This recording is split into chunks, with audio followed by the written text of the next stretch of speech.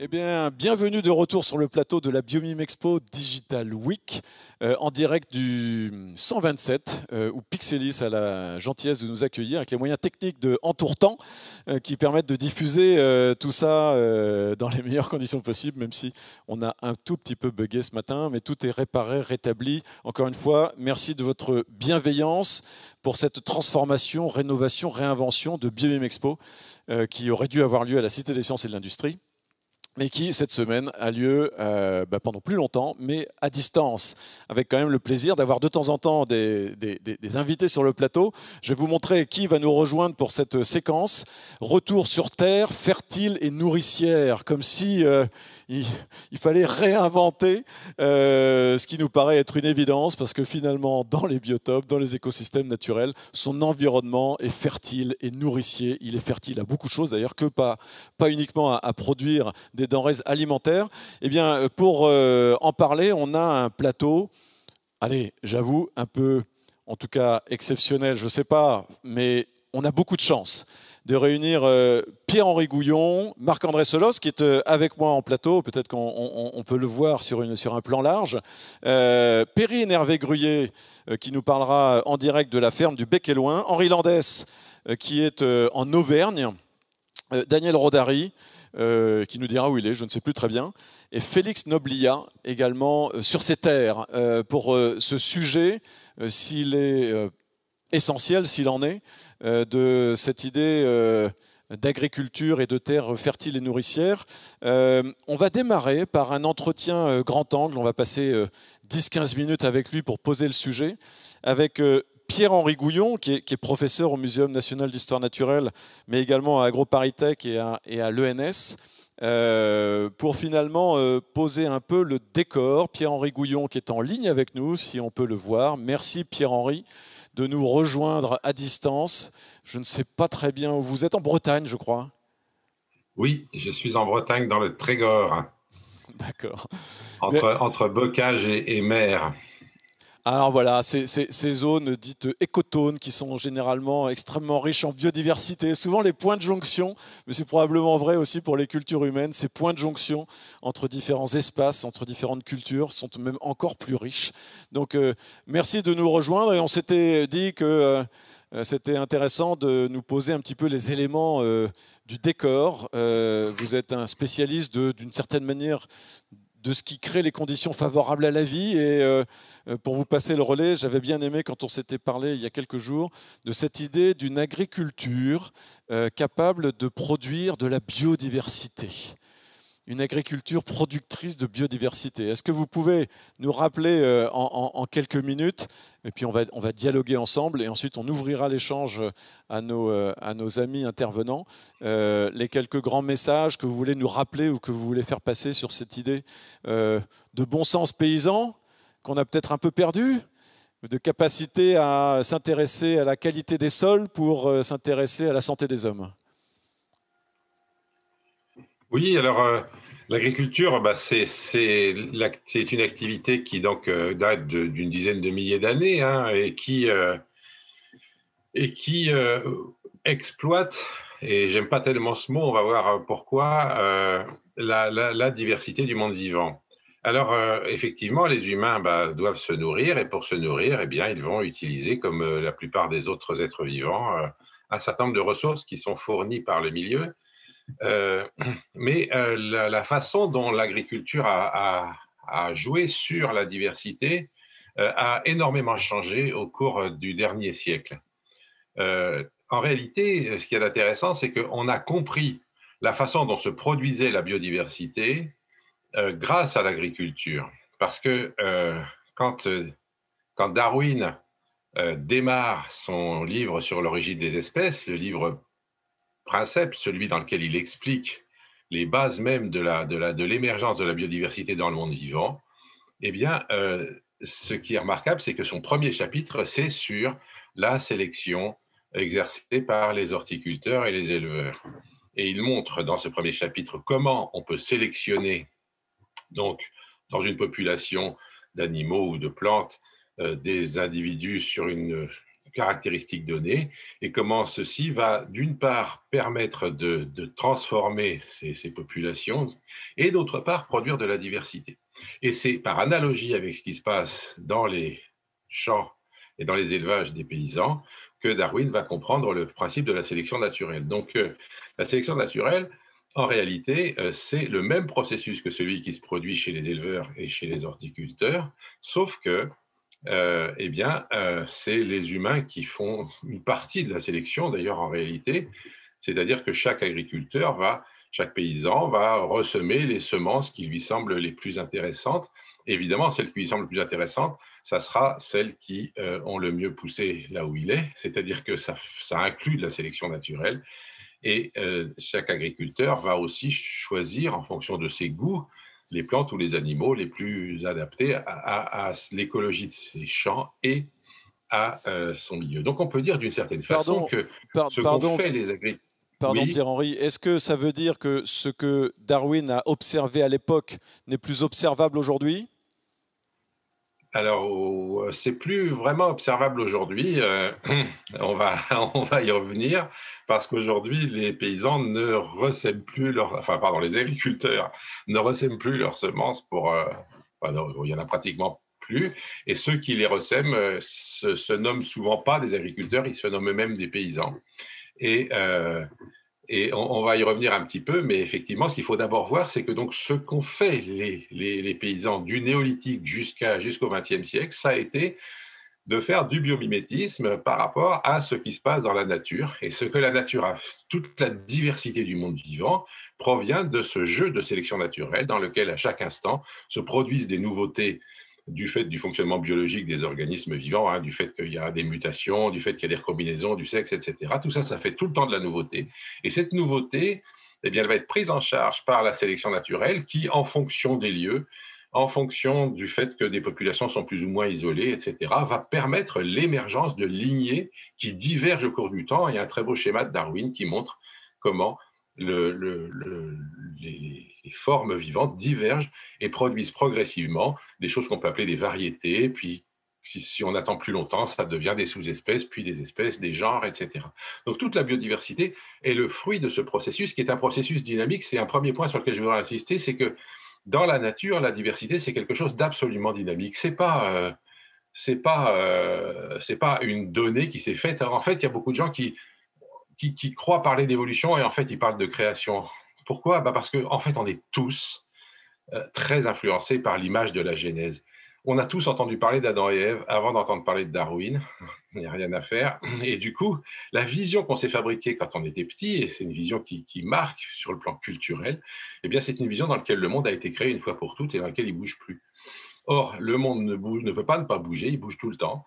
L'évolution se produit en permanence et du coup, eh bien, la biodiversité, c'est une dynamique constante. Et ça, c'est vrai dans la nature et c'était vrai dans les champs jusqu'à ce qu'au XXe siècle, pour répondre à ta question, eh bien, au XXe siècle, tout d'un coup, on a très rapidement, en réalité, au milieu du XXe siècle, on a arrêté tout ce processus et au lieu que les paysans ressèment leurs semences en les sélectionnant, on a mis en place un système descendant dans lequel les semences ne sont plus l'affaire que de certains agriculteurs, enfin n'étaient plus d'ailleurs l'affaire que de certains agriculteurs qui étaient des semenciers, et puis qui distribuaient les semences aux autres, et les autres se contentaient de les semer, et quand ils les récoltaient, ils les envoyaient toutes chez le meunier ou ailleurs, et ils n'en gardaient rien. Et en tout cas, ils ne faisaient plus de sélection. On va continuer avec toi, Pierre-Henri, bien sûr, mais je pense qu'on aura des retours d'expériences intéressants, notamment de Perrine Hervé-Gruyer, Félix Nobliat, Henri Landès. Mais ça veut dire aussi qu'on a oublié, c'est très important, cette histoire d'évolution et de dynamique. Ça veut dire que, notamment en termes d'agriculture, on a essayé un peu de figer des modèles, de les optimiser en se ressourçant moins à la vie et à ce qui est capable justement de créer cette évolution et de participer à cette évolution. On a essayé un peu d'arrêter le temps, c'est aussi ça un petit peu le message, alors qu'en réalité ce n'est qu'une dynamique Officiellement, permanente. non. On n'arrête pas le temps chez les agriculteurs, on arrête le temps chez les agriculteurs, mais normalement, c'est les semenciers qui sont chargés de produire la nouveauté tout le temps. Et d'ailleurs, du coup, comme ils ne sont plus dans une démarche dans laquelle on va sélectionner sur des très grands nombres d'individus et dans lesquels on va pouvoir profiter de cette dynamique de la biodiversité, eh bien, ils prétendent reconstituer de la biodiversité autrement, simplement avec des OGM, avec des choses comme ça, c'est-à-dire manufacturer la biodiversité. En réalité, on est passé d'une gestion de la diversité dans les fermes à une agriculture que j'appelle extractiviste, je ne suis pas le seul à l'appeler comme ça, bien sûr, dans laquelle on extrait les choses de la nature, on voit la nature comme quelque chose de figé, comme une mine de charbon de laquelle on tire des ressources. D'ailleurs, on parle d'érosion de la biodiversité. Vous voyez, érosion, c'est vrai pour une falaise, ça n'a rien à voir avec quelque chose de dynamique. Et on prétend d'ailleurs actuellement conserver la diversité des plantes cultivées dans un frigo souterrain, dans une île de Norvège, à Svalbard, où on est en train de mettre des tas de graines, les pauvres qui vont mourir tranquillement au fond de ce frigo. Ce n'est pas un frigo, c'est juste une mine abandonnée dans un endroit où il fait très froid. D'ailleurs, avec le réchauffement climatique, ça ne marche plus très bien, ça commence à fondre. Mais enfin, bon, le preuve n'est pas là. C'est une vision figée de la diversité, une vision créationniste, en fait, dans laquelle on fait comme si la diversité, aussi bien du monde vivant en général que des semences, aurait été créée une fois pour toutes, alors qu'on sait bien qu'elle n'a pas été créée une fois pour toutes, elle a été le résultat d'un processus dynamique. Heureusement, aujourd'hui, il y a des paysans qui remettent en œuvre des systèmes de semences paysannes et qui sont en train d'essayer de remettre en œuvre ce système-là, mais ça, c'est l'avenir. Je voudrais juste insister sur un petit point supplémentaire avant de laisser repartir le débat. Je voudrais dire que le jeu des semenciers, parce qu'en faisant ce système, on a fabriqué un corpus de semenciers qui est devenu un lobby très puissant. Le nombre de semenciers a terriblement diminué. Et maintenant, ce n'est plus que des très grosses entreprises, c'était Monsanto, Bayer, etc., BASF, etc., qui contrôlent les semences au niveau international. Leur but, c'est de s'approprier toutes les semences de la planète. Et du coup, leur but aussi, c'est de vendre des choses parfaitement homogènes avec une variété. Ils vont ensemencer des millions d'hectares. C'est ce qu'on voit, par exemple, en Amérique du Sud actuellement avec des soja transgéniques. Ces plantes, à partir du moment où elles sont aussi homogènes que ça, elles ne résistent plus à rien. Et du coup, la seule manière de les maintenir, c'est de mettre des quantités déraisonnables de pesticides dessus. Et on a de plus en plus de très bonnes raisons de penser que si la biodiversité en général s'effondre, c'est à cause des pesticides. Il y a plein de bonnes raisons de le penser. C'est depuis 30 ans qu'on met des pesticides de façon absolument folle sur tous les champs, pratiquement, des grandes cultures avec des semences enrobées, etc. Et c'est depuis 30 ans qu'on voit que la biomasse d'insectes s'effondre. Je vais donner juste un chiffre.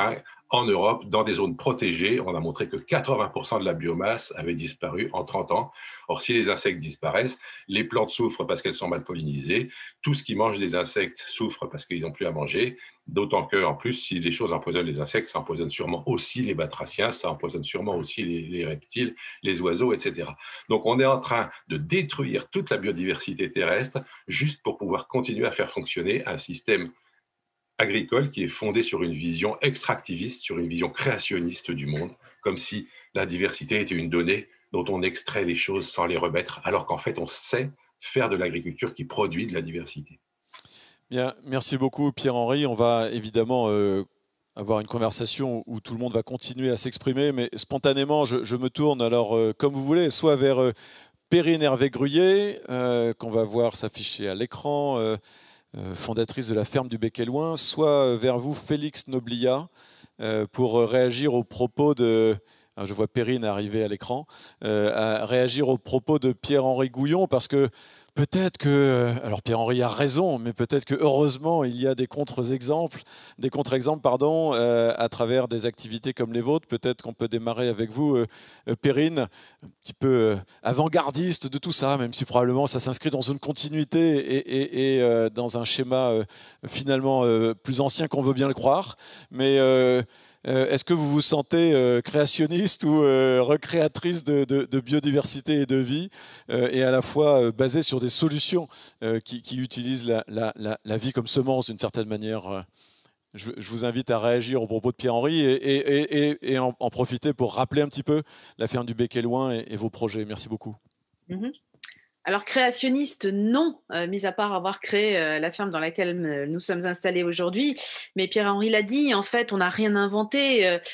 La façon dont on essaye de produire, nous, à la ferme du Bec et Loing, depuis 17 ans maintenant, n'a finalement rien d'autre à voir que du biomimétisme, en fait. On a essayé de prendre la nature pour exemple, de comprendre les principes et les règles de fonctionnement d'un écosystème, donc je dirais qu'il est à l'état naturel, ce qui peut paraître un petit peu bizarre, mais on va dire un écosystème qui n'a pas été largement modifié par l'être humain.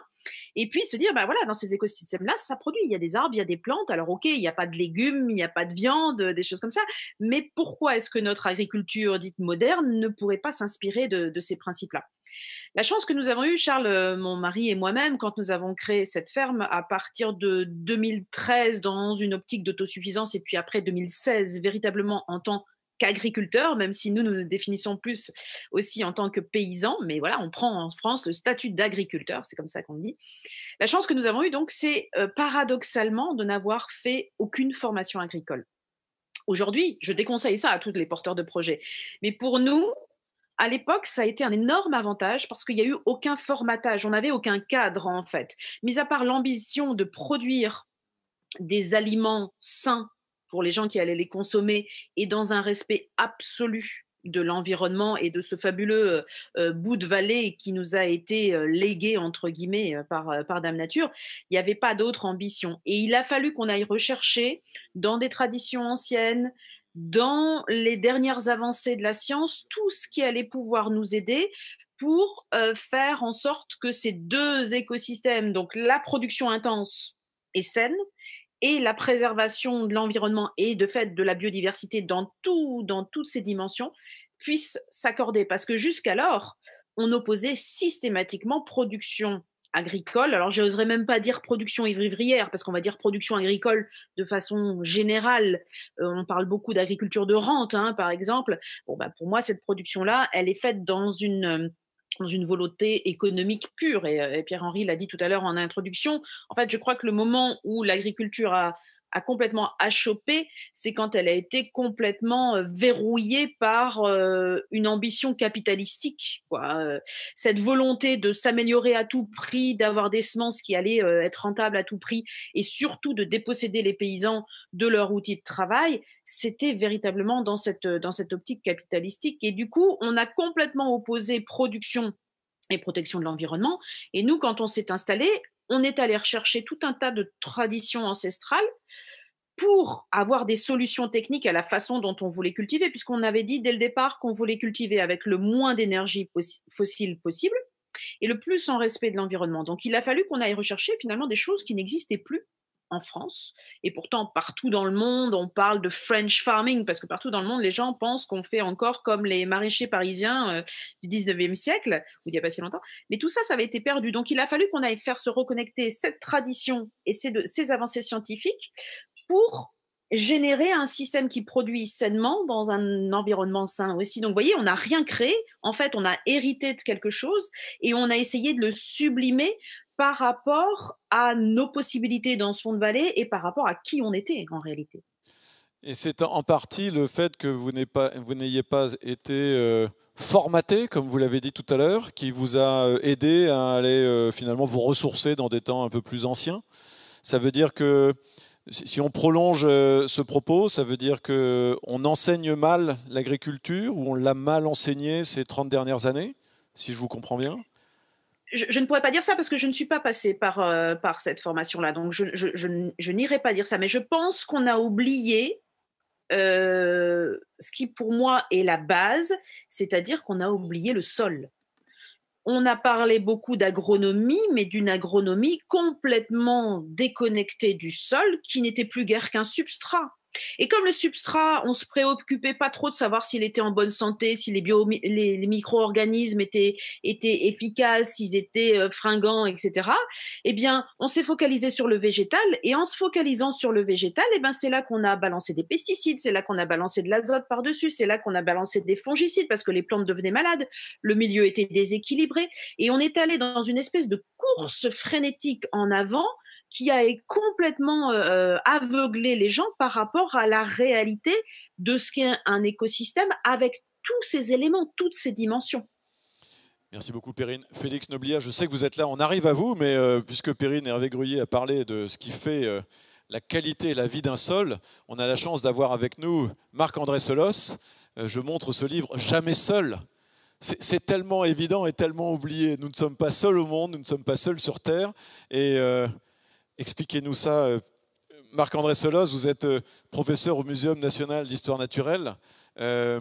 Comment ça marche un sol ? Quelle est cette alchimie microbiotique qui fait qu'un sol est capable de vivre et de créer les conditions de la vie? Et puis ensuite, on retournera du côté de Félix Noblia pour commenter les propos de Marc-Henri, si vous voulez bien. Alors, jamais seul. C'est vrai que des fois, on a un peu l'impression en ce moment d'être seul face à son écran d'ordinateur. Mais ce qui est certain, c'est qu'en fait, nous sommes dans des écosystèmes où il existe des tas de liens, des liens de coexistence, des flux alimentaires. Et c'est vrai qu'aujourd'hui, on a tendance à se croire un peu seul. Pourquoi ? Je vais en revenir au sol après, mais par rapport à ce que disait Pierre-Henri, il y a quand même quelque chose qui est très très net. C'est qu'on est dans une délégation en cascade. On a délégué à certains le soin de produire nos aliments. Ce sont les agriculteurs. Bon. Parmi les agriculteurs, la fonction de préparer les semences et qu'est-ce qu'on sèmera demain a été déléguée à des agriculteurs spécialisés qui sont les semenciers. Dans cette action de délégation, il s'est produit aussi un oubli de ce qui se passe, de ce qui sous-tend ces produits. Et aujourd'hui, on réalise qu'on a perdu le lien, même entre nous finalement. On est devenu solitaire par rapport à ces différentes opérations, l'agriculture, la préparation des semences, parce qu'on ne sait plus ce que c'est. Et donc, il faut le reprendre en main. Une des façons de reprendre en main, c'est de dire, moi, je vais faire mes propres semences. Et moi, j'ai des amis qui sèment leur propre jardin. On ne va pas tous faire des semences et tous semer notre jardin. Une autre partie de la solution, c'est de bien comprendre ce qui se cache derrière nos actes de consommateurs, car en fait, on est tous agriculteurs, on est tous semenciers, parce que quand on sort la carte bleue pour payer quelque chose, on cautionne un système qui a produit ça. Donc, nous sommes tous agriculteurs, nous sommes tous semenciers, parfois simplement à l'épicerie. Et donc, la question qu'on pose est une question qui est beaucoup plus largement anglée qu'une question agricole. C'est une question de formation des citoyens. On voit bien que cette formation n'existe pas et que l'oubli a prédominé. Alors, pour en revenir au sol, il y a là quelque chose effectivement qui a disparu de nos écrans, sans doute à cause de cette délégation en pyramide à d'autres de faire certains travaux, mais aussi, je pense, pour des façons d'angler la connaissance scientifique et la connaissance de la nature, qui a toujours des biais d'accès, et c'est vrai qu'on n'a pas vu les sols. D'ailleurs, pour beaucoup de gens, les sols, c'est une surface. Aujourd'hui, la vision qu'on a des sols, c'est quelque chose qui est beaucoup plus vivant, évidemment. Pierre-Henri disait que l'agriculture était produite par la biodiversité, mais la biodiversité produit l'agriculture également. Je veux dire par là que dans les sols, il y a des actions largement invisibles parce qu'elles sont sous le sol et microbiennes qui sont vitales. Tout l'azote qui est rentré dans le sol, il est rentré par des bactéries qui l'ont extrait de l'atmosphère. La dissolution des minéraux, et là je suis en train de lister les grands processus qui font un sol en fait. La dissolution des minéraux qui va libérer du phosphate, du potassium, du calcium, plus quelques saletés comme de l'aluminium ou des métaux lourds, c'est une histoire de bactéries. La dégradation de la matière organique qui va petit à petit en libérer de l'azote et du phosphate, c'est des bactéries et des champignons.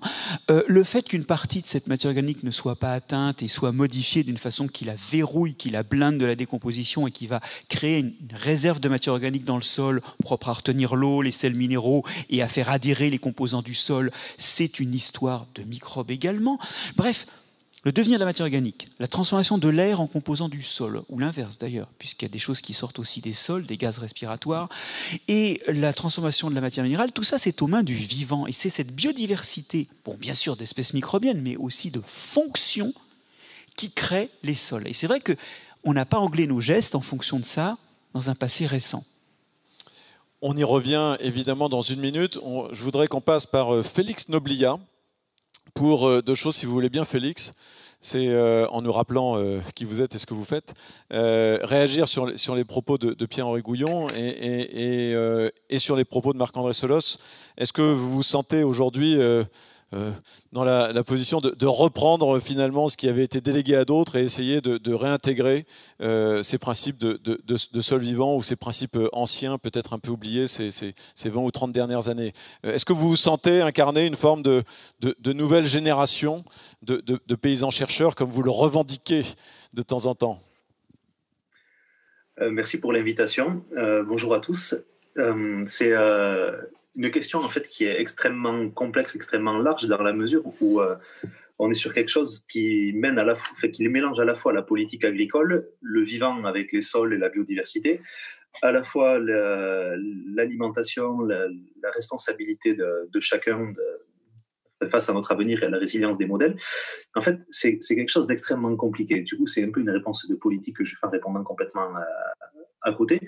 Moi, je suis agriculteur depuis 13 ans. J'ai fait évoluer le système sur ma ferme qui est passé d'un système très traditionnel à un système aujourd'hui qui est en agriculture biologique, en conservation des sols, avec de l'élevage, du maraîchage et de la grande culture. En fait, dans la question de mimer la nature et pour recentrer le sujet complètement, aujourd'hui, on se rend compte que ce qui est essentiel, c'est d'arriver à avoir un sol qui soit meilleur après qu'on l'ait touché ou après qu'on l'ait accompagné plutôt, parce qu'en fait, c'est même pas le toucher, parce que justement, le but, c'est de ne pas le toucher. Et donc, c'est en fait comment nos pratiques vont influencer la présence du cortège de biodiversité qui va permettre de remplir correctement les fonctions qui va permettre de libérer la fertilité suffisante pour faire pousser ce qu'on a envie et qui va nous permettre du coup de sortir de l'alimentation qui va à la fois rendre les gens en bonne santé, mais surtout qui va nous permettre à nous, en tant que paysans, par rapport à un contexte qui est celui qu'il est du marché, de la politique agricole, tout ça, de vivre. En fait, c'est ça qui est essentiel, c'est-à-dire comment on est capable aujourd'hui de refaire une transition dans l'autre sens pour des systèmes plus résilients, pour des systèmes avec des agriculteurs qui gagnent leur vie. En fait, c'est ça le sujet principal. Et donc, du coup, c'est pas impossible.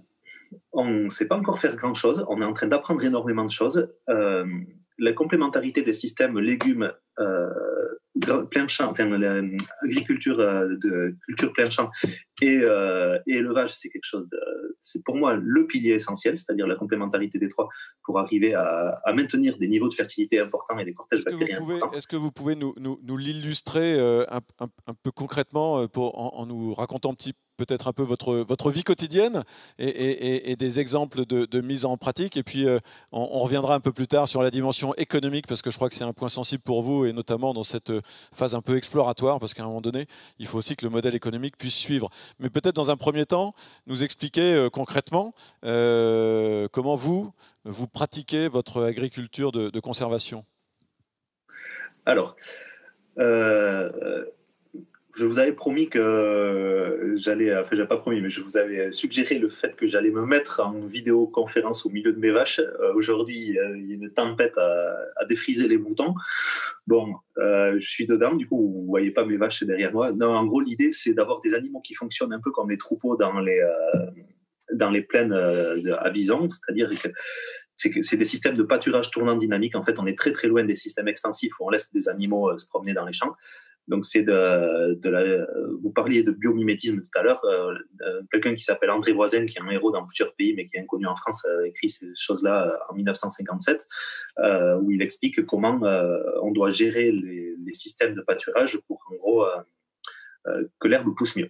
Voilà. Sauf qu'en fait, il ne savait pas que l'herbe pousse mieux, parce que Marc-André pourra nous faire un super cours là-dessus, et j'ai hâte d'écouter ça, sur les liens qu'il y a entre la salive de la vache, les exudats racinaires, les bactéries et le champignon, et pourquoi le système explose à stocker du carbone, et pourquoi grâce à des systèmes comme ça, on peut résoudre le problème du dérèglement climatique. Mais du coup, en fait, je fais plein de raccourcis d'un coup, mais en gros, c'est la vache qui va permettre de favoriser les exudats racinaires de la plante, les exudats racinaires qui permettent de faire travailler énormément le champignon et la symbiose qu'il a avec la bactérie, la plante. C'est un mélange des trois où l'énergie est captée par le soleil, et du coup, on est capable de mobiliser énormément d'éléments sous forme minérale par la biologie qui deviennent des éléments sous forme organique assimilables par le cortège du vivant. Et derrière, ça nous permet de cultiver. Alors, soit on fait des expérimentations où on essaye, là on va partir sur des essais de localisation de bandes de compost pour arriver à semer dedans cultures avec des espèces de strip till, mais sans travail de sol ou avec très peu, avec donc des localisations de compost sur des lignes. On a un gros souci en agriculture biologique qui est la fertilité. C'est-à-dire qu'aujourd'hui, si vous mettez plein de plantes ensemble, vous posez une graine dans une prairie, la prairie est déjà en place, c'est très compliqué de faire germer. La graine va germer, mais elle ne va pas avoir de fertilité disponible. Les autres auront déjà le maillage avec le cortège végétal implanté qui va libérer de la fertilité pour les plantes déjà implantées.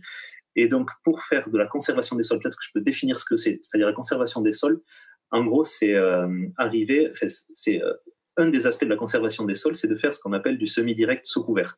C'est-à-dire de poser des graines dans le sol qui vont pousser sans avoir à le travailler.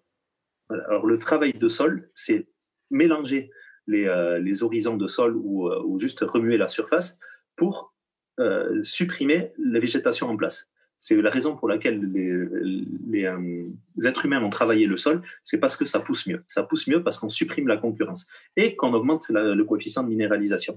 Et donc, le gros enjeu de l'humanité, c'est d'arriver à produire de l'alimentation sans travailler le sol.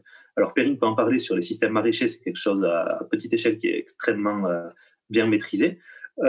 Sur des systèmes en grande culture et encore plus en agriculture biologique, c'est des choses extrêmement complexes. Il y a des très très belles choses qui sont en train de se passer, mais on a du mal à identifier les facteurs de réussite et les facteurs d'échec. On revient à vous. Je laisse peut-être Perrine Hervé-Gruyer compléter. Merci beaucoup pour ces exemples et Pierre-Henri Gouillon ou Marc-André Solos. Peut-être en passant par Perrine Hervé-Gruyer, vous ne faites pas d'élevage, hein, je ne crois pas, au bec et loin. Si, parce que Félix a tout à fait raison. Pour moi, l'agriculture aujourd'hui ne s'envisage pas sans une complémentarité végétale-animale. Enfin, on en revient aux bases, encore une fois. Et nous, on n'a pas fait d'élevage au départ à dessein, c'était plus dans un cadre d'autosuffisance familiale, mais l'élevage est une pratique tellement fascinante que moi, je ne pourrais pas ne pas en faire. Alors, on est sur des tout petits troupeaux, hein, notamment de moutons, sur une toute petite flotte de poules, mais ça reste d'une complémentarité absolue. Et pour moi, un écosystème aujourd'hui productif doit comporter différents types de production, animale, végétale et autres. Hein. On peut même avoir du miel. Pour moi, c'est l'avenir de l'agriculture, à la fois l'agriculture de conservation, comme le disait Félix, et concevoir des systèmes comme Félix semble faire chez lui, qu'on appelle, nous, des systèmes agraires solidaires, c'est-à-dire une ferme de 120 hectares peut-être, hein, c'est la moyenne de la ferme française, 120 hectares, sur laquelle on aurait un maraîcher, un céréalier qui peut-être alimente un paysan boulanger, hein, un chevrier qui fasse du fromage, des yaourts, un apiculteur qui fasse du miel, un arboriculteur qui fasse des fruits. Bref, vous l'avez compris, toute une diversité de production.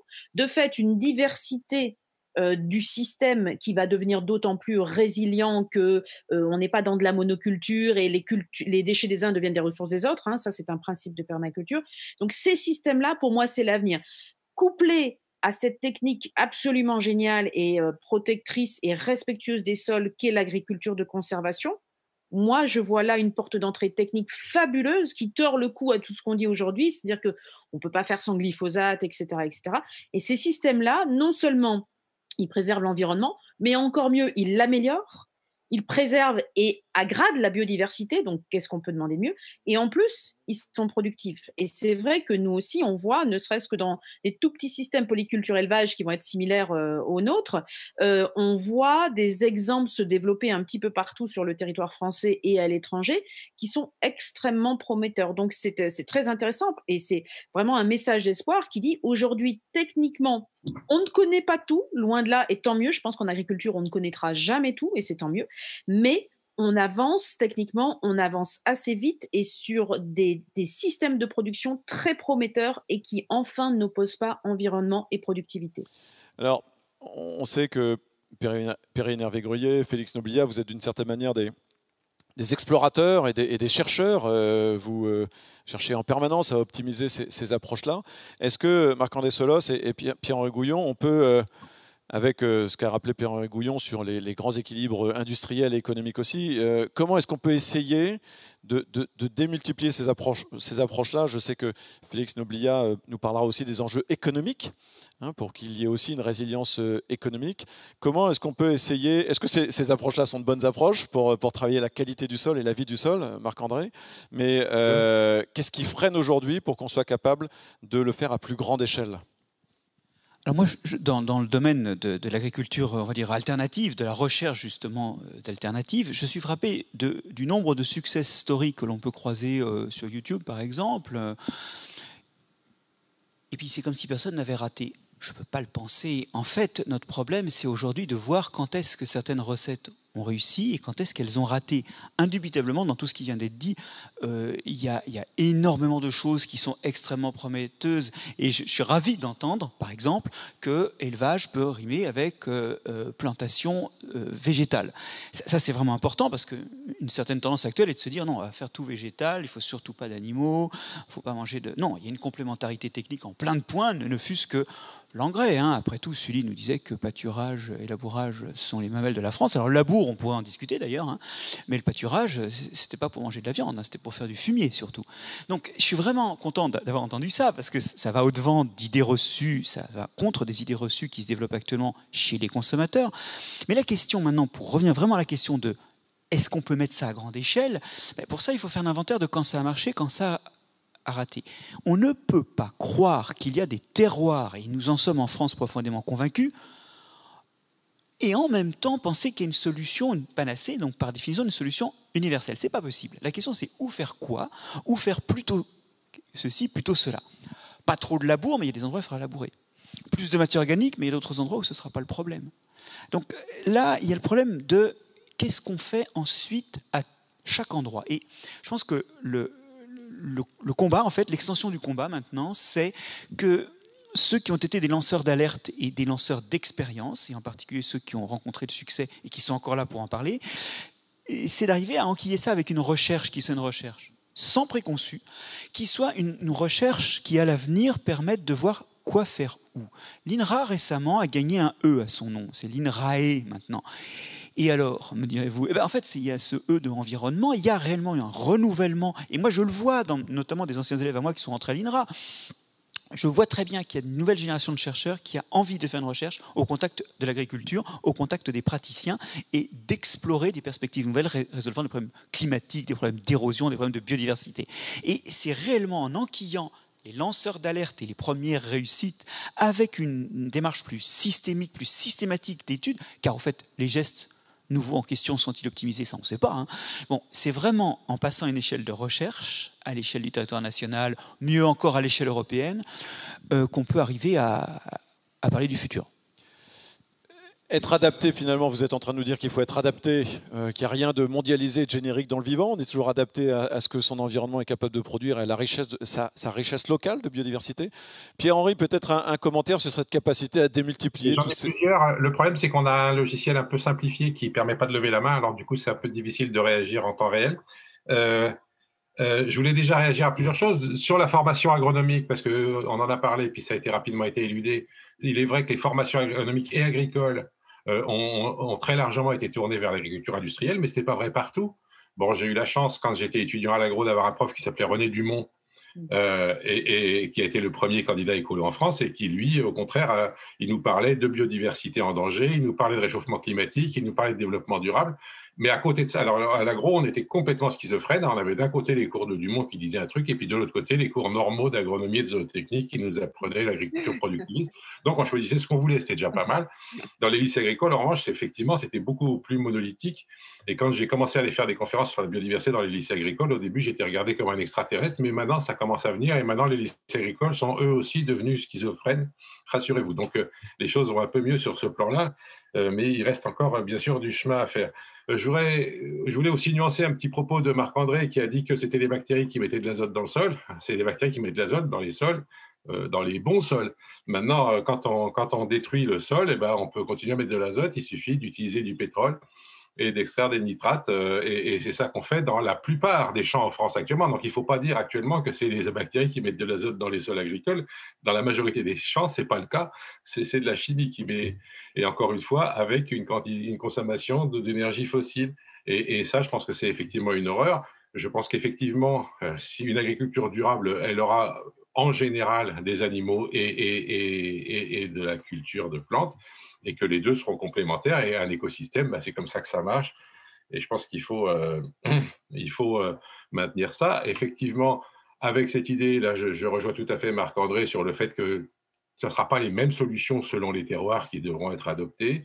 L'agriculture de conservation en particulier, il y a des endroits où ça marchera bien et d'autres moins bien. Je me méfie de ce mot parce que je voudrais que vous sachiez que dans énormément de milieux, le mot agriculture de conservation est synonyme de glyphosate.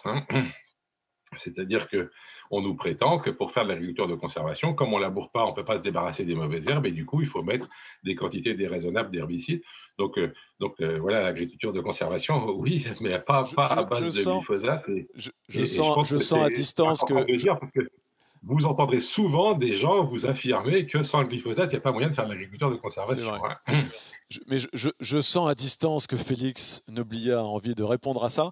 Et j'en profite pour ajouter une deuxième question pour Perrine et Félix, mais on va démarrer avec Félix Noblia en réaction à ce que vient de dire Pierre-Henri Gouillon. Mais la deuxième question pour eux deux. Et ensuite, on parlera aussi de forêts nourricières avec Daniel Rodari, parce que les sols ne produisent pas que des formes de produits liés à l'agriculture, mais il y a d'autres types d'espaces naturels qui peuvent être aussi nourriciers. Peut-être une réaction, Félix, ou une précision sur ce que vous définissez comme l'agriculture bio de conservation, et puis cette dimension recherche et modèle économique, parce que effectivement toutes ces expérimentations sont encourageantes, mais à un moment donné, il faut aussi trouver des modèles économiques pour faire en sorte que des cas exploratoires, atypiques, très particuliers puissent se déployer et se diffuser plus massivement. Alors peut-être un rappel de définition finalement, Félix, sur l'agriculture de conservation et en tout cas votre façon de l'appréhender. Alors, c'est un sujet extrêmement sensible. La conservation des sols, en fait, la question c'est qu'est-ce qu'on y met derrière? Est-ce que la conservation ou la régénération des sols, c'est prendre un sol et améliorer sa matière organique et la rendre meilleure? Est-ce que c'est ça? Ou est-ce que c'est forcément faire du semi-direct sous couvert systématique voilà. Et donc, si c'est faire du semi-direct sous couvert, l'optimisation de la performance sur le système économique, c'est faire de l'OGM avec du glyphosate, la monoculture de maïs avec les glyphosates intermédiaires, en maïs OGM. Voilà, il y a des choses qui fonctionnent très bien, pas sur le... pour faire du maïs, quoi. Après, la question, c'est qu'est-ce qu'on a envie comme modèle alimentaire demain, en fait. C'est ça, c'est est-ce qu'on fait du maïs pour le mettre dans un méthaniseur et du coup, il faut en faire un maximum de biomasse, ou est-ce qu'on veut essayer de nourrir les hommes? Enfin, c'est des questions politiques, en fait, tout ça. Et donc, le glypho, nous, on est en bio, donc on n'en utilise pas.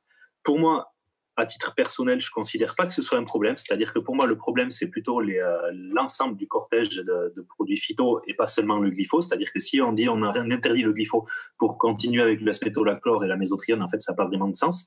La question, en fait, c'est pas un herbicide non sélectif ou des herbicides de manière générale. Si on devait interdire des produits pesticides, qu'on pouvait garder que les herbicides, déjà, ça serait une très grande avancée, c'est-à-dire que tous les insecticides et les fongicides sont des choses qui peuvent être souvent compensées par des questions agronomiques. Oui, Pierre-Henri. Oui, excusez-moi, je voulais juste vous dire qu'il y a une publication extraordinaire qui a été publiée par les ingénieurs de BASF, de Dow Chemical, de Syngenta Bayer, de Bayer Monsanto, etc., dans lequel ils montrent que si on prenait en compte la toxicité chronique sur les abeilles, donc sur l'ensemble des insectes, de leurs produits, on interdirait 80% des herbicides. Donc, vous ne croyez pas que les herbicides de synthèse, ça ne tue pas les insectes, ça les tue presque autant. On interdirait 92% de leurs insecticides, mais on interdirait 80% de leurs herbicides et 75% de leurs fongicides. Donc, en fait, ces produits-là, c'est des produits qui tuent tout, ils ne tuent pas que les trucs qui sont censés tuer. Et donc, malheureusement, on ne peut même pas dire ça, et je pense que c'est tout le système des pesticides actuels qui met toute la biodiversité en danger. Voilà. J'avoue que j'ai été moi-même soufflé par cette publication, surtout que ça soit publié par eux, si c'était des écolos qui avaient publié ça encore. Mais j'ai la référence de l'article si ça vous intéresse. Je voulais aussi rajouter quelque chose sur la question du modèle agricole. C'est qu'on n'a pas trop parlé des engrais, mais sur l'effet qu'ont les engrais sur la biodiversité, mais surtout l'effet qu'ont les engrais sur le dérèglement climatique, c'est vraiment un gros souci. C'est-à-dire qu'aujourd'hui, systématiquement, dès qu'on va avoir d'utilisation d'azote de synthèse, on va avoir des émissions énormes de protoxyde d'azote, que ce soit à la création de l'azote ou à l'utilisation. Et donc, le protoxyde d'azote, il faut rappeler que c'est 300 fois plus réchauffant que le CO2, et c'est un gaz qui reste dans l'atmosphère. Et ça, c'est un problème majeur qui fait que notre modèle alimentaire est aujourd'hui responsable de 20% des gaz à effet de serre. On part sur une trajectoire à plus 5 degrés. Plus 5 degrés, ça veut dire, c'est ça 2100, c'est pas 2200. Voilà, plus 5 degrés, c'est à peu près 10% de production alimentaire en moins par degré supplémentaire à l'échelle mondiale. C'est-à-dire qu'on va produire presque 50% de nourriture en moins d'ici 80 ans. Imaginez les conséquences sur l'espèce humaine. Enfin, on sait aujourd'hui, on peut regarder les théories du collapse, tout ça est écrit. Aujourd'hui, on ne fait rien pour que ça n'arrive pas. C'est un problème assez important. Maintenant, sur la question de la conservation, c'est comment on arrive à stocker du carbone dans le sol, comment on arrive à régénérer le sol, comment on arrive à améliorer le sol. Je suis vraiment désolé par rapport à Daniel. Pour moi, le système idéal, c'est maraîchage, élevage, grande culture et agroforesterie. J'ai oublié de le dire, je suis vraiment désolé. Bon, non, vous allez pouvoir en parler. Il n'y a pas de quoi... Il n'y a pas de quoi être désolé. Finalement, on va ouvrir l'antenne à Daniel Rodari, mais juste avant, un petit passage par Perrine. Parce que quand on s'est parlé il y a quelques jours, je crois que cette capacité à gérer la complexité et finalement à produire de l'interaction, c'est tout l'équilibre que vous cherchez à appliquer dans vos travaux, et y compris dans vos travaux de recherche à la ferme du Bec et Loing. Peut-être justement, Perrine, redire un mot sur cette capacité à provoquer finalement de la vie et des interactions et de la complexité. Est-ce que c'est compliqué de gérer de la complexité ? C'est compliqué mais pas complexe. En fait, tout ce qu'on gère est passionnant, et quand on constate ces interconnexions entre les éléments, finalement, on arrive à s'enrichir. Et je rebondis du coup sur ce que disait Marc-André et sur ce qu'a dit Félix aussi et qu'il fait sur sa ferme. Nous, on a d'abord été agriculteurs, c'est-à-dire que quand on a commencé la ferme, on ne faisait rien d'autre, c'était juste du maraîchage, des poules pondeuses, de l'agroforesterie bien sûr, etc. Et très vite, très vite, on s'est rendu compte qu'il fallait chercher, qu'il fallait être épaulé par des scientifiques, qu'il fallait nous-mêmes mener de la recherche expérimentale en place pour comprendre et avancer. Et de là sont nées aussi les formations. On a beaucoup formé pendant toutes ces années. Là, on arrête parce qu'on veut redonner à notre ferme une dimension radicalement expérimentale. On s'est aperçu, alors on savait tout ça, mais le premier confinement a été la goutte d'eau qui a fait déborder le vase, quand on s'est dit que quand tout s'arrête, quand toute l'activité économique s'arrête, on se rend compte qu'on n'est même plus capable de produire de la nourriture. On avait les maraîchers dans le sud de la France qui ne pouvaient pas faire venir la main-d'œuvre immigrée roumaine ou polonaise, parce que bien sûr, plus personne ne pouvait se déplacer. Donc, ils n'étaient pas capables de mettre en culture. Nous, ici, les collègues qui vendent grâce au marché de plein vent, nous, on avait fait le choix de vendre à la ferme, hein, mais ceux qui vendent sur les marchés de plein vent ne pouvaient plus vendre puisque les marchés de plein vent étaient interdits. Pendant les 10 premiers jours, on avait les consommateurs qui allaient bêtement, excusez-moi, mais faire la queue au supermarché. Ils avaient oublié qu'ils avaient des producteurs locaux. Et quelqu'un qui était près de l'Atlantique me disait, les pêcheurs aussi ont plus ou moins arrêté de pêcher parce que c'était la pleine saison halieutique. Ils pouvaient sortir tous les jours, mais ils ne sortaient plus qu'une fois par semaine. Pourquoi ? Parce que la logistique pour amener leurs poissons à Paris n'était plus en place correctement. Donc, ils ne vendaient que localement. Et comme localement, ils écoulaient l'équivalent d'une sortie en mer, eh ben, ils sortaient le lundi plutôt que de sortir tous les jours. Et on voit toute l'incohérence de ce système qui va acheminer la nourriture du champ jusqu'à l'assiette. Et quand on met en plus de cela, dans la balance, la dépendance totale que nous, producteurs de nourriture, avons par rapport aux énergies fossiles notamment, mais comment est-ce qu'on fait lorsque demain, on aura une crise sanitaire doublée d'une crise économique, doublée d'une crise sociale et la crise environnementale qui est là? Alors, on est déjà en train de faire nos galops d'essai sur toutes ces crises-là, mais le pire n'est pas encore arrivé. Mais comment on fait pour nourrir les communautés, en fait, le village qui est à côté. Donc, on s'est dit, on va complètement redevenir une ferme qui va chercher et vite et fort comment redevenir complètement autonome, comment ne pas dépendre des semenciers, comment ne pas dépendre du pétrole ou de l'électricité fournie je ne sais où, et pouvoir nourrir nos concitoyens sur une ferme qui va être littéralement résiliente. Merci beaucoup, c'est très important cette question de... Tout ça est interconnecté, il n'y a pas que interconnecté aux autres éléments du modèle économique. C'est vrai que pendant le confinement, on a redécouvert les vertus des circuits courts. C'est un des grands principes du vivant, que d'être capable de fonctionner avec les ressources que son biotope peut nous fournir. C'est pour ça qu'on dit souvent que la mondialisation standardisée n'existe pas dans le vivant, on est toujours adapté à son milieu.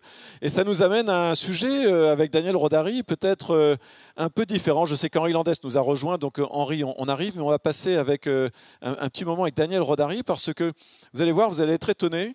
On va faire la jonction entre cette idée de nous rapprocher du vivant. On va parler de micro-forêts urbaines, mais on va aussi parler de forêts nourricières. Peut-être que, Daniel, si tu abaisses un peu ton caméra, on te verra encore mieux. Voilà, super, merci beaucoup. Est-ce que tu peux nous parler, Daniel, si tu veux bien, de cette idée qu'il n'y a pas que les champs qui peuvent produire et qui peuvent nous nourrir de choses diverses et variées. Et quand on parle de sol nourricier, on ne parle pas que de choses à manger. Donc, merci de nous parler un petit peu de ce programme qui s'appelle Forêt commune que tu pilotes et de cette idée de forêt biomimétique nourricière, s'il te plaît. Avec le son, s'il te plaît. Voilà. Merci beaucoup. Bonjour à tous. J'ai l'impression que mes prédécesseurs ont déjà bien défriché le terrain. Enfin, défricher n'est pas le bon mot, mais au contraire. Donc oui, bien sûr, de l'arbre dans tout ça, partout où c'est possible. Je commencerai par ça et je suis sûr que la plupart, en tout cas, sont bien d'accord avec moi. Alors partout où c'est possible, parce qu'on peut pas, je prétendrai jamais qu'on peut se nourrir de forêts. Enfin, depuis les forêts, il faut aussi des champs quand même et des élevages. Et si on peut par contre mélanger tout ça ensemble, alors ça devient très très très intéressant. Donc forêt nourricière, forêt jardin, il n'y a pas d'invention de notre part, ça suit le vivant, c'est du biomimétisme. Moi je viens de l'association Biomimicry Europa, donc je suis très content de me retrouver à Biomime Expo parce que on parlait de biomimétisme en 2009 en France et la réponse était biomi quoi. Ils ne comprenaient pas le mot, on était 5 et on a commencé à essayer de faire avancer ce sujet. Et là, maintenant, c'est incroyable tout ce que ça donne. C'est génial. Et moi, je me suis orienté vers plus la partie agriculture et forêt assez rapidement dans les programmes de biomimétisme. Janine Binius, la fondatrice du mouvement biomimétisme, a fait un gros chapitre là-dessus dans son bouquin. Et sur la complexité, le fait de ne pas mettre tous ses œufs dans le même panier, dont a parlé Perrine, d'avoir des productions le plus diversifiées possible. Bon, maintenant, c'est presque... c'est des banalités que je dis. Pour la plupart des agriculteurs qui se sont lancés dans ces mouvements-là, ça devient une évidence. Après, ce n'est pas du tout évident à mettre en place. Moi, la première chose dont je veux parler un petit peu, c'est cette histoire de complexité. Nos systèmes agricoles sont infiniment plus simples que les systèmes vivants dont ils peuvent s'inspirer, en général, enfin, presque tout le temps. On n'est pas capable de faire une forêt qui marche comme une vraie forêt si on veut en plus s'en nourrir. En général, on simplifie. Alors, si on fait un champ de blé, on a simplifié à l'extrême une plaine, une prairie. Mais si on fait une forêt-jardin, en général, on a quelques espèces, quelques dizaines d'espèces. On commence à monter en complexité, mais au fur et à mesure qu'on monte en complexité, ça devient quand même aussi difficile de produire. On peut faire des expérimentations où on monte beaucoup la complexité. En général, les gens qui produisent beaucoup ont des systèmes quand même plus simples que les gens qui font de la permaculture comme des fous dans leur arrière-cour ou sur un champ relativement restreint.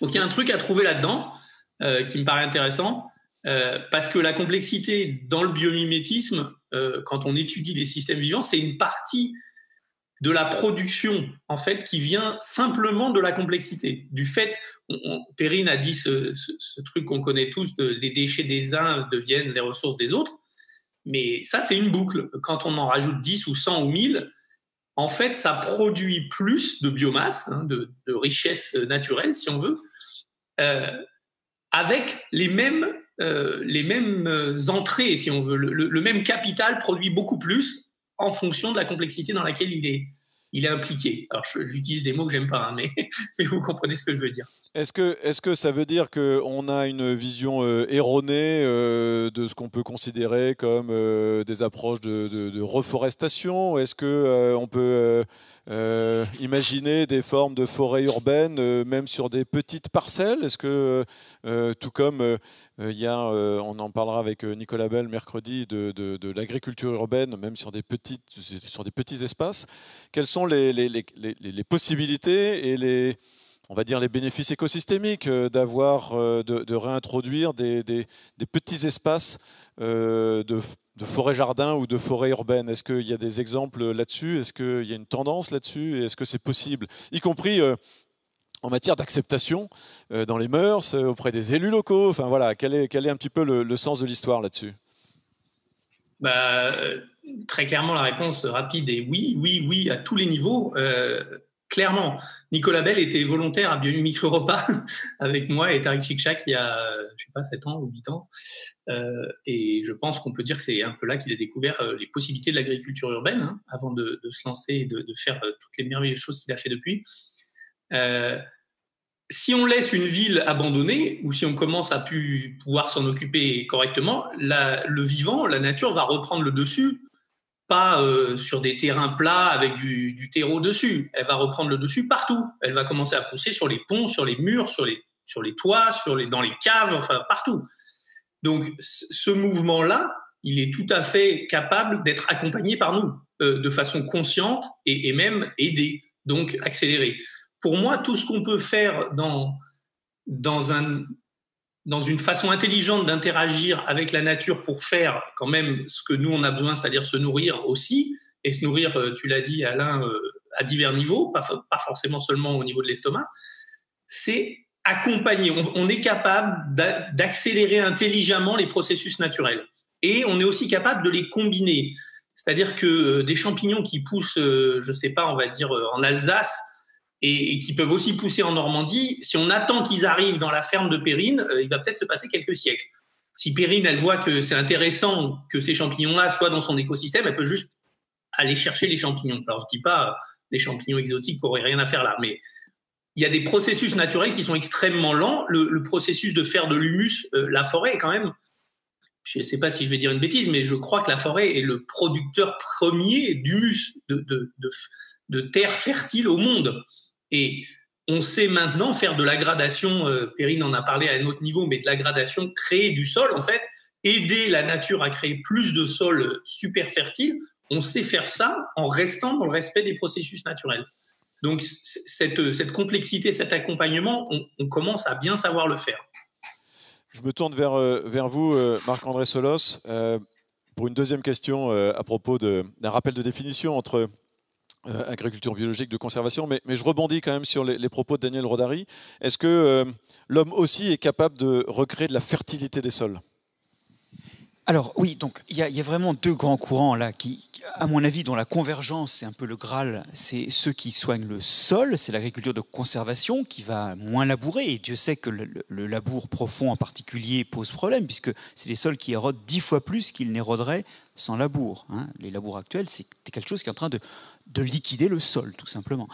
Donc il y a l'agriculture de conservation d'un côté, et puis de l'autre côté, il y a l'agriculture biologique qui rejette tout ce qui sort de l'industrie, c'est-à-dire les engrais donc minéraux, et puis tous les pesticides. Pesticides dont Pierre-Henri disait très bien que ce sont des tueurs, par exemple, et c'est là qu'on voit qu'il y a un hiatus. Quand on fait de l'agriculture de conservation avec du glyphosate, le glyphosate, il tue les champignons mycorhiziens, qui sont ces champignons qui aident les plantes à se nourrir et qui leur permettent de se nourrir dans des sols où les niveaux de fertilité ne sont pas trop élevés, ce qu'est-ce qu'on voudrait viser avec des engrais organiques, et pour éviter que les engrais fichent le camp à la rivière, donc phase de l'eutrophisation. Donc clairement, il y a ces deux grandes visions, une vision sol centrée, une vision pesticide centrée, qu'il faut essayer de réunir ensemble. Et Ce sera possible demain, ça ne l'est peut-être pas tout de suite. C'est pour ça qu'il ne faut pas taper sur les gens qui font de l'agriculture de conservation avec du glyphosate maintenant, mais ceux qui n'entendent pas faire autre chose demain, là, il faut leur taper dessus, je pense. Et il y a une grande convergence à obtenir. Alors, qu'est-ce que l'homme peut faire pour les sols? Il ne peut pas les créer. Résolvons le problème d'emblée, et ça, c'est vraiment un truc dont il faut... C'est vraiment le filigrane de la discussion qu'on a. On ne crée pas un sol. Un sol, ça se fait chez nous, ça demande entre 100 et 1000 ans pour se fabriquer à partir d'une roche nue, voire même un peu plus dans certaines régions. Donc c'est quelque chose que l'on hérite. Ce n'est pas quelque chose que l'on peut créer. Et il faut absolument encaisser les intérêts en préservant le capital. Ce qu'on ne fait pas si ça s'érode plus et si on a aussi un effondrement, comme l'évoquait Pierre-Henri, de la biodiversité, donc des fonctions qui y a à l'intérieur. Il faut vraiment avoir cette approche de durabilité. Et d'ailleurs, de ce point de vue-là, quand on regarde la baisse de rendement annuelle que représentent certaines pratiques agricoles qui conservent mieux finalement le sol, c'est pas une baisse du tout. Parce que la question, c'est combien de temps allez-vous être capable de produire ce que vous produisez? Dans beaucoup d'agricultures conventionnelles, le système collapse en un millénaire. Dans d'autres systèmes, vous produisez moins par an, mais vous avez la garantie que vous avez préservé le capital et que ça durera plus longtemps. Et c'est la même chose en termes de fric. On me dit souvent, ouais, mais ça coûte quand même plus cher de manger bio. Mais non. Si vous mettez là-dedans les maladies des agriculteurs, les maladies des consommateurs qui sont induites par les types d'agriculture et les produits qui en sortent, à ce moment-là, c'est pas plus cher, c'est moins cher. C'est une question de temps court et de temps long, alors. Exactement.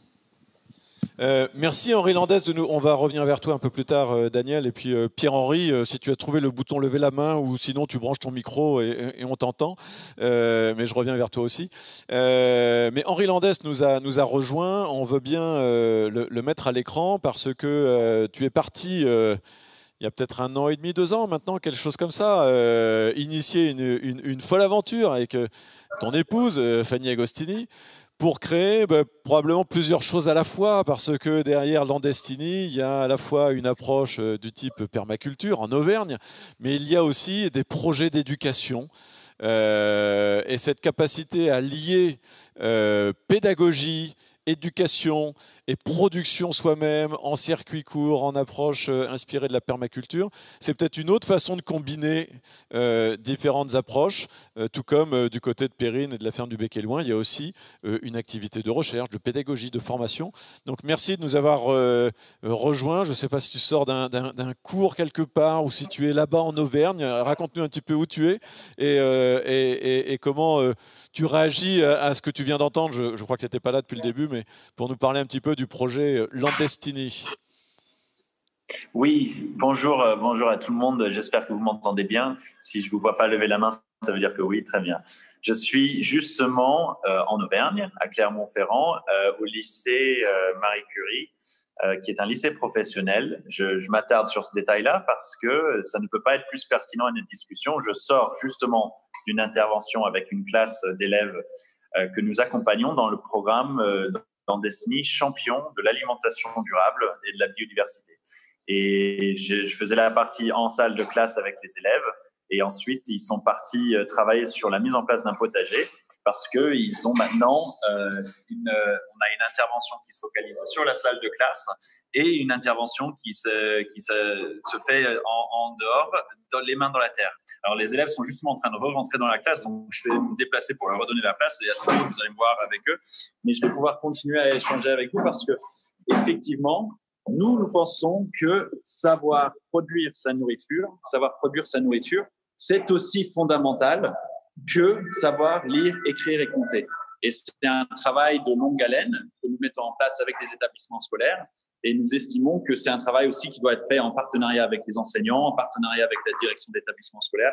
Et donc, ce travail de main dans la terre, de connexion à la biodiversité, pas juste comestible, parce que construire un potager, c'est pas juste de la biodiversité comestible, c'est comprendre aussi l'interaction entre les sols, le climat, le soleil, l'eau, etc.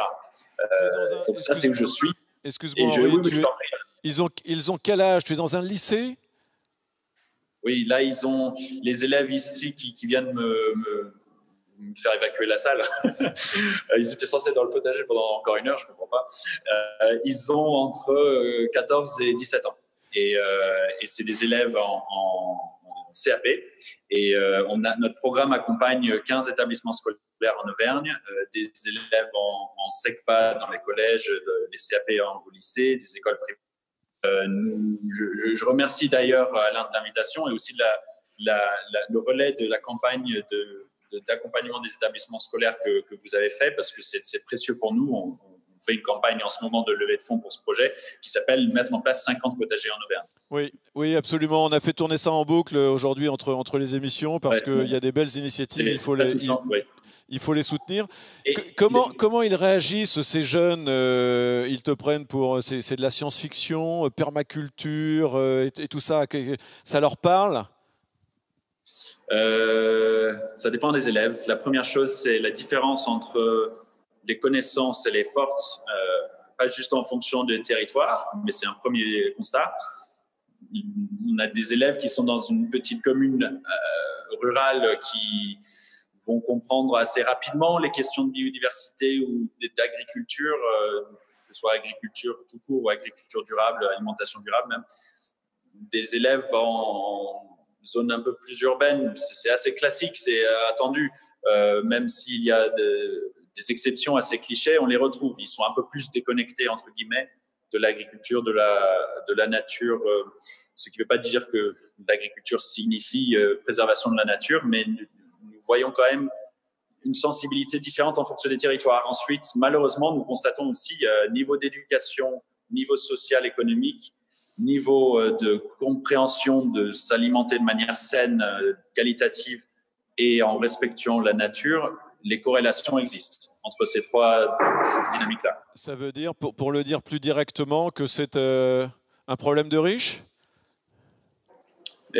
Accès géographique se rajoute à cela, mais effectivement, si c'est un problème de riches, oui, j'aimerais dire que le problème est plutôt chez les personnes ou plutôt chez les organisations qui ont contribué à ces inégalités. Mais bon, Monsieur Rodari a bien dit que c'est pas plus cher de bien s'alimenter à la société, mais effectivement, il peut y avoir une petite différence de prix. Mais c'est aussi une différence de... Nous, on a rencontré, avec parfois surprise, des très belles connaissances sur qu'est-ce qui constitue une alimentation saine, locale, etc. On voit quand même beaucoup de frustration dans la compréhension des labels, la compréhension de comment faire sur mon territoire. Il y a des territoires qui ont été prédatés par des multinationales où bien manger, c'est juste la station-service, la grande surface qui n'est pas dans la dynamique la plus transparente sur l'aspect local des produits, même s'ils font des progrès. Donc, c'est quand même assez flagrant, oui. Alors, c'est Marc-André Solos qui parlait d'équilibre économique et en disant, en prenant en compte l'ensemble des impacts, que se nourrir bien, et notamment par le bio, c'était pas forcément plus cher, en prenant en compte l'ensemble des impacts, y compris en termes de santé humaine. Peut-être, est-ce que tu peux nous rappeler, du côté de Landestini, quelle est la part des activités entre la ferme et les programmes que vous lancez avec la Fondation? Oui, on est principalement à l'extérieur de notre ferme. C'est-à-dire que notre ferme nous sert, nous, à nous rendre compte des difficultés et de la charge de travail, mais surtout du bonheur de vivre proche de la nature, au quotidien s'occuper de notre propre potager, de notre petit cheptel de chèvres, poulaillers, de vivre avec des animaux et du vivant et dédier énormément de notre temps et de notre intellect à ça. Il y a quelque chose de très intellectuel dans le travail manuel, ça c'est important pour nous de le rappeler, et que la stigmatisation de tout ce qui est travail manuel au nom de quelque chose qui ne mérite pas des diplômes ou beaucoup de réflexion, on trouve que c'est faux. Donc ça, c'est un premier point. Et donc, on a voulu nous-mêmes expérimenter ça avant de s'implanter trop dans des projets à l'extérieur. Ensuite, on a décidé donc que 90% du travail de Landestini, c'est en dehors de notre propre ferme. Et on a une très, très belle équipe aujourd'hui d'une dizaine de personnes à temps plein qui œuvrent pour des projets pédagogiques en partenariat avec les établissements scolaires. On accompagne des entrepreneurs dans l'incubateur Landesny Cantal Auvergne, qui est à Aurillac, au lycée agricole, soutenu par plusieurs partenaires locaux. Et ça, c'est un accompagnement d'entrepreneurs. Là, c'est des jeunes adultes qui mènent des projets sur l'agriculture et l'alimentation durable et la préservation de la biodiversité. Et on considère que pour toucher un dernier public un peu différent, on a voulu reconnecter les humains à la terre et la nature à travers le sport. Et on fait de la sensibilisation de sportifs, qu'ils soient amateurs ou de haut niveau. Mais c'est vrai que l'aspect pédagogique de ce qu'on fait avec les établissements scolaires, c'est la majorité de nos ressources aujourd'hui. Et on en est très heureux parce que ça nous garde en contact direct avec le corps enseignant, ce qui est un plaisir, et encore plus un plaisir avec les jeunes. Et c'est très important, effectivement, de s'appuyer sur des gens qui sont capables de mobiliser, notamment des jeunes. Et puis, grâce à toi, j'ai pu faire quelques échanges avec Arnaud Clément et Paul-Henri Mathieu. C'était quand même un excellent souvenir. Oui. J'aimerais juste dire un dernier mot. Oui, bien sûr. Si tu me permets. Parce qu'on est là pour discuter néanmoins de s'inspirer de la nature pour mieux vivre nous-mêmes. L'innovation qui n'est pas vraiment une innovation, le rappel de la nature qui est celle de mettre des élèves en contact directement avec soit des animaux de la ferme, soit avec la nature, soit avec des animaux sauvages qui sont autour des fermes quand on fait les visites, c'est que ces infrastructures-là, ces personnes-là, ces organisations-là, c'est-à-dire ces écosystèmes ne font pas de différence entre les ethnies, entre les origines, entre le niveau de connaissance, entre la langue des élèves et des jeunes. Et ça nous rappelle, nous, à quel point on peut mieux vivre ensemble quand on est directement dans la nature. Et c'est ce qu'on voit avec nos élèves, notamment les élèves qui sont en décrochage scolaire et dans des établissements scolaires où il y a parfois aussi des tensions à cause de différences entre les personnes et leurs origines, etc.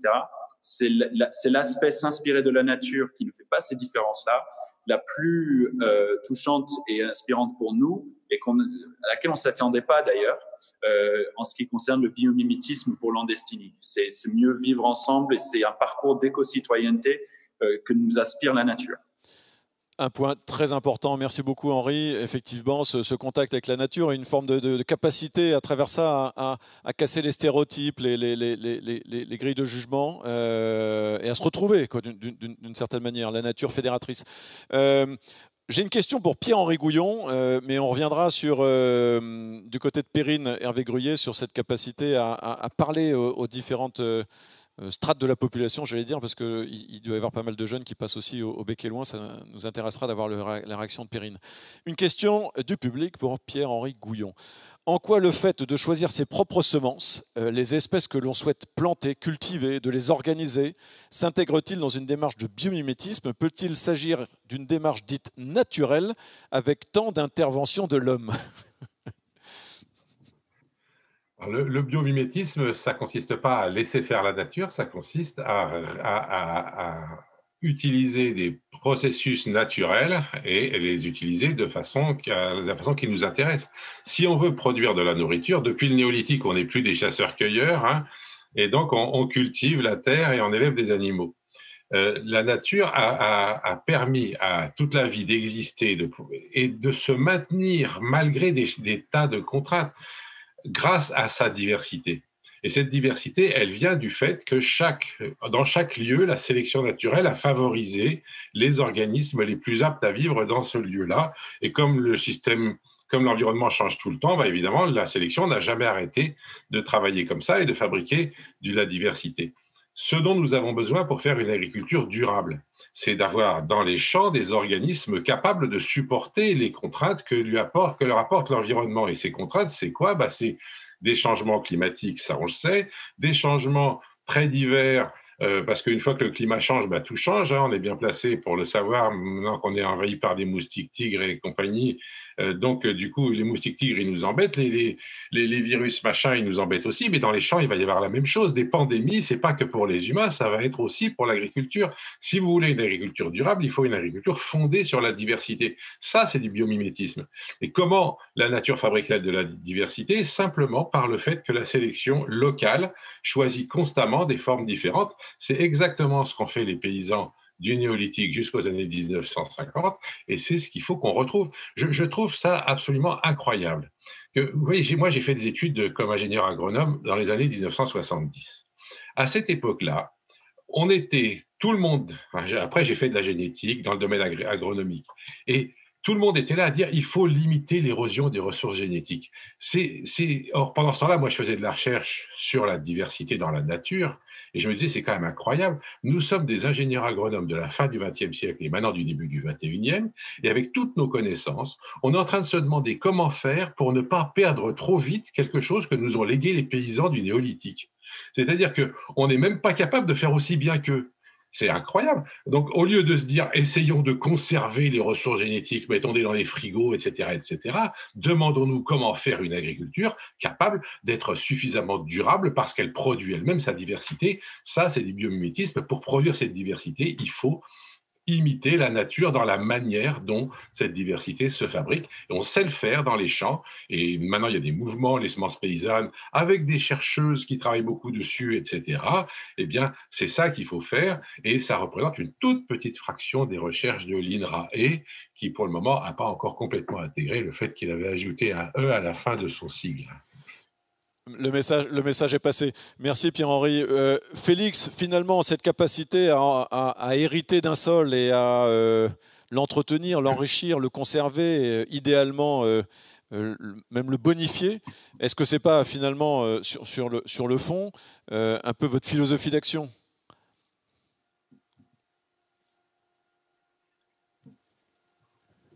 Oui, exactement. La question, alors, ça soulève plusieurs questions. Tout à l'heure, je ne sais plus qui a parlé de champignons qui doivent bouger. Est-ce que, en fait, quelque chose qui s'est développé à un endroit par rapport à l'évolution des espèces peut se développer à un autre endroit? Est-ce qu'en fait, nous, par la main de l'homme, on ne peut pas faire des choses?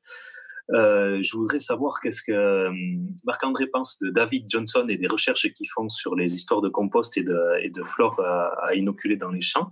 Mais c'est quelque chose d'assez intéressant. En fait, il y a des Américains qui arrivent à faire exploser les taux de matière organique, où ils arrivent presque à gagner 1% par an par des symbioses entre des bactéries, des champignons et la plante, qui ne sont pas les mêmes symbioses que chez nous. C'est des choses qui se sont sélectionnées sur 20 000 ans de plaine à bison, dans le Dakota du Nord notamment. Et est-ce que ces choses-là ne seraient pas délocalisables? Donc ça, c'était une première question. Ensuite, par rapport à la recherche, elle fait plutôt l'expérimentation, parce que moi, je ne suis pas un chercheur, moi, je suis un expérimentateur.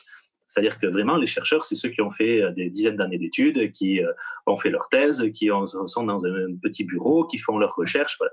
Nous, on est sur du plein champ, on est sur des approches systémiques. Quelque chose qui est fondamental dans ce qu'on a comme activité, c'est qu'en fait, on essaie de travailler sur du partage de connaissances. L'agriculture et les 10 000 ans d'évolution d'agriculture se sont faits sur de la transmission de savoir-faire et de connaissances. Aujourd'hui, il y a deux choses sur lesquelles la technologie, pour moi, sont un progrès. C'est sur la capacité qu'on peut avoir à partager la connaissance, et l'autre, c'est sur les questions de nouvelles perspectives que ça amène sur le vivant avec certains aspects de l'agriculture de précision.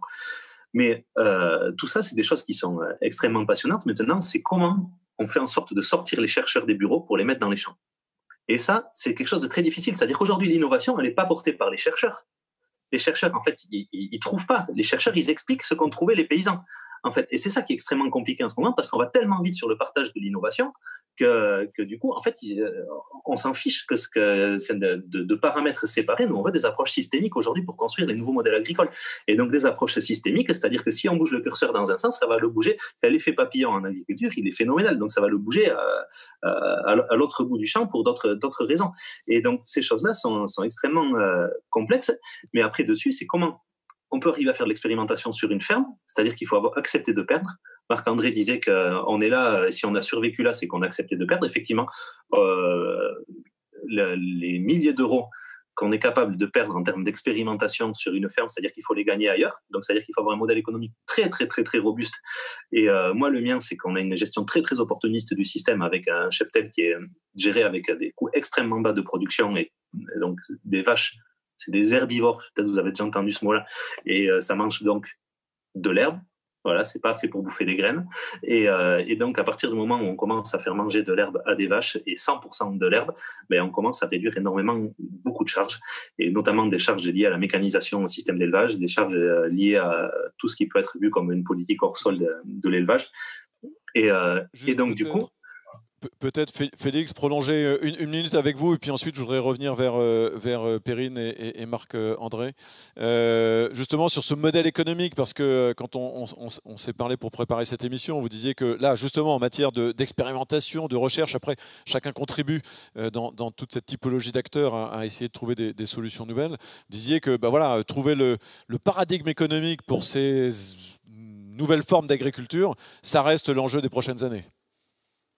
Le paradigme économique pour tout ça, en fait, ce qui est super frustrant en tant que paysan, c'est qu'on n'est pas du tout accompagné. Il n'y a aucun mécanisme qui permet d'avoir de l'argent public sur de l'expérimentation. Aucun. Les seuls sous qu'on pourrait avoir, c'est des associations qui sont prêtes à faire des trucs un peu glissants pour financer des agriculteurs pour l'expérimentation. C'est-à-dire qu'en gros, on n'est pas payé pour expérimenter. Donc, quand on fait des tests, c'est notre mise, c'est notre argent qu'on mise. Et en sachant pertinemment qu'on va se permettre de perdre 5 000 € par an. Qui aujourd'hui dit, je vais perdre 5 000 € par an pour faire évoluer la connaissance, faire évoluer, pour croire au futur, en fait. Et pas grand monde. Et du coup, c'est quelque chose qui est extrêmement important. Et aujourd'hui, on a beaucoup d'associations qui travaillent avec nous sur le partage de connaissances, et notamment le réseau agro et l'association Ferme d'Avenir. Du coup, comment capitaliser sur ces expérimentations pour transmettre cette connaissance aux agriculteurs exploitants et aux jeunes qui sont en formation. Et ça, c'est quelque chose d'essentiel. Et par rapport au modèle économique, mon modèle économique aujourd'hui, c'est de l'élevage qui marche super bien, qui coûte très peu cher, des cultures, que des semences de ferme. Donc, c'est quelque chose, bien évidemment, donc on sélectionne nos propres maïs. Effectivement, ça prend un peu de temps. On récolte nos propres blés qu'on ressème, ainsi de suite. On travaille sur des blés modernes, mais aussi sur des blés anciens. On travaille sur des lignées. On dépense moins de 600 € de semences par an à l'échelle d'une ferme de 150 hectares. Ça peut vous donner une idée de ce que c'est. Et donc, du coup, la question aujourd'hui, c'est comment... on a maîtrisé les charges, on est au niveau le plus bas qu'on peut avoir. Maintenant, c'est tout ce qu'on vend, en fait, c'est du bénéfice, tellement les charges sont à un niveau bas. Par contre, on fait vivre personne d'autre que nous. C'est-à-dire qu'on ne fait pas vivre des semenciers, on ne fait pas vivre des vendeurs d'engrais, on ne fait pas vivre des marchands de tracteurs. Voilà. Et le problème, c'est qu'il y a toute une économie parallèle qui aujourd'hui sont les conseilleurs agricoles. Et donc, cette économie parallèle qui sont les conseillers agricoles, si tout le monde commence à faire comme nous, qu'est-ce qu'ils deviennent? Comment ça se transforme?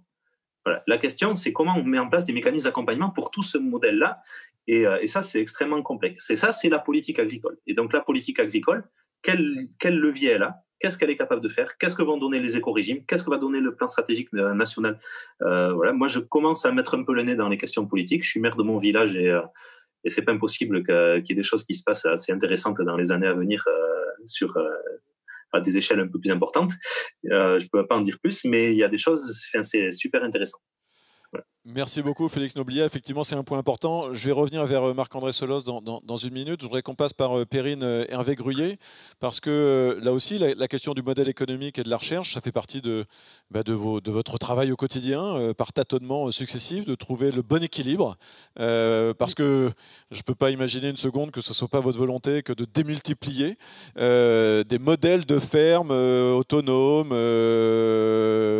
un peu partout, et à travers l'idée de circuits courts que vous avez mentionné tout à l'heure, ou cette capacité finalement à se descotcher de toutes les autres contraintes des autres modèles économiques avec ce qu'ils imposent en matière de logistique.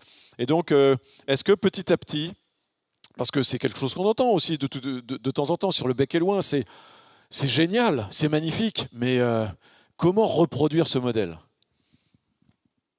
En fait, c'est très simple parce que ce modèle, je crois que Marc-André le disait tout à l'heure, c'est dans un terroir avec ses réalités et les ajouts des principes de la permaculture et la compréhension de cet écosystème. Une fois que j'ai dit ça, j'ai rien dit d'extraordinaire. N'importe qui peut le mettre en place chez lui, à condition de connaître son sol, donc son biotope, de connaître sa météo. Je crois que c'est assez simple, c'est-à-dire le métier de base de chacun des agriculteurs. Après, nous, je crois que notre force, encore une fois, ça a été d'être complètement novice au départ et de s'ouvrir, mais à tout un tas de techniques. Et Félix l'a dit, quand on cherche, on perd énormément d'argent, énormément de temps. Et nous, il y a eu énormément de fatigue. On a mordu la poussière à de nombreuses reprises. Mais pour autant, on n'a pas créé the super système magique, machin, etc., qui serait transposable partout. On a réfléchi à un cadre qui nous est fourni par les principes de la permaculture. Pour moi, la permaculture, c'est vraiment un système conceptuel hyper ingénieux, mais c'est pas une méthode agricole ou une super méthode de jardinage, ça n'a presque rien à voir avec l'agriculture. Et dans ce cadre permaculturel, on a intégré des techniques qui nous correspondaient, à notre sol. Moi, j'ai appris à connaître mon sol, tout ce dont Marc-André parle, et moi, je bois ses écrits, si on peut dire. Cette vie des micro-organismes, ça me fascine. Ben, j'ai appris tout ça, et j'ai appris grâce à mon sol. J'ai pas appris en allant voir le sol à 400 km de chez moi ou à 1000 km. J'ai appris à vivre avec mon milieu. Et donc, il n'y a pas de transposition à l'identique de ce qu'on a fait ici au Bec et Loing. C'est chacun dans son système, avec ses conditions climatiques, ses conditions pédologiques, va devoir réfléchir avec toute la logique donnée par la permaculture et les techniques et les aventures des uns et des autres, va devoir réfléchir à ce qu'il peut faire dans son milieu avec ses conditions. Et à partir de là, tout est possible dès lors que les objectifs sont bons, dès lors qu'on veut aggrader les écosystèmes et qu'on veut produire sainement et en abondance. Absolument. Oui, on avait bien compris qu'il ne s'agissait pas de faire les mêmes cultures en Normandie, aux quatre coins de la France, mais bien de partager l'approche. Alors, on a d'une certaine manière, à travers vos témoignages, encore une fois, Pierre-Henri, tu interviens quand tu veux, mais je vais me retourner vers Marc-André Solos. On a, à travers vos témoignages, Daniel Rodari quand qui même demandait perçu... la parole, je crois. Comment ? Je crois que Daniel demandait la parole. Alors, Daniel Rodari, et ensuite, je me tourne vers Marc-André Solos pour parler de formation et d'enseignement, parce que à travers vos témoignages, on a quand même senti que tout ça est aussi une affaire générationnelle et de transition. On a parlé avec l'ADEME, avec Arnaud Leroy, avant de commencer cette émission, de transition écologique, énergétique, etc. Et donc finalement, y compris les débats sémantiques, conservation, bio, etc., est-ce que ce n'est pas finalement le signe de la vie et de la dynamique, tout ça? Donc on parle de formation et d'enseignement avec vous, Monsieur Solos, dans une seconde. Daniel Rodari, vous voulez peut-être nous redire un mot sur... Moi, je voulais rebondir sur ce que disait Perrine.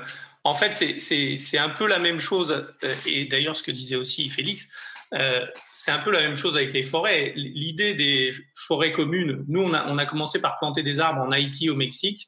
Le programme s'appelait Arbres Sauveurs, il est en train de changer de nom. On plantait des arbres qui stockent du CO2 dans le sol. Donc, on est parti du biomimétisme, d'un projet de Biomimicry Europa.